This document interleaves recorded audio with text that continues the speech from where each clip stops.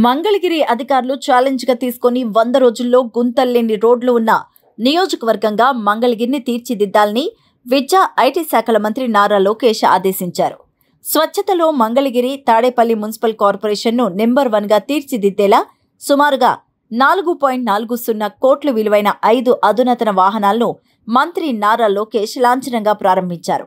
చెత్తను తరలించేందుకు 2 refuse compactor machine వాహనాలు, 2 స్వీపింగ్ మిషన్ వాహనాలతో పాటు బీటీ రహదారుల గుంతలు పూడ్చే అధునాతన పాత్ హోల్ రోడ్ రిపేర్ వాహనాన్ని ఉండవల్లి నివాసంలో మంత్రి నారా లోకేష్ జెండా ఊపి ప్రారంభించారు.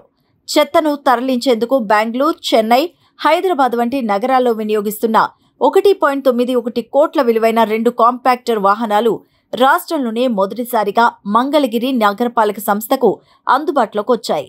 ట్రాక్టర్లు, ఆటోల ద్వారా సేకరించిన వ్యర్థాలను ఈ కాంపాక్టర్ వాహనాల ద్వారా డంపింగ్ యార్డుకు తరలించనున్నారు.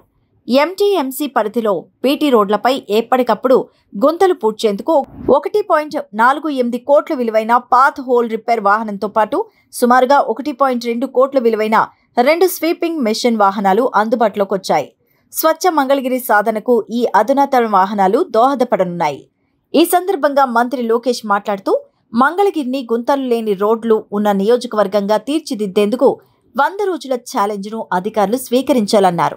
100 రోజుల తర్వాత రోడ్లపై ఏమైనా గుంతలు ఉంటే వాట్సాప్ లేదా స్వచ్ఛంద్ర యాప్ ద్వారా ప్రజల నుంచి ఫిర్యాదులు స్వీకరించేలా కసరత్తు చేయాలని ఆదేశించారు. మంత్రి లోకేష్ ఛాలెంజ్ను తాము స్వీకరిస్తున్నామంటూ, స్వచ్ఛతలో మంగళగిరిని నెంబర్ 1గా తీర్చిదిద్దుతామంటూ ఈ సందర్భంగా అధికారులు చెప్పారు.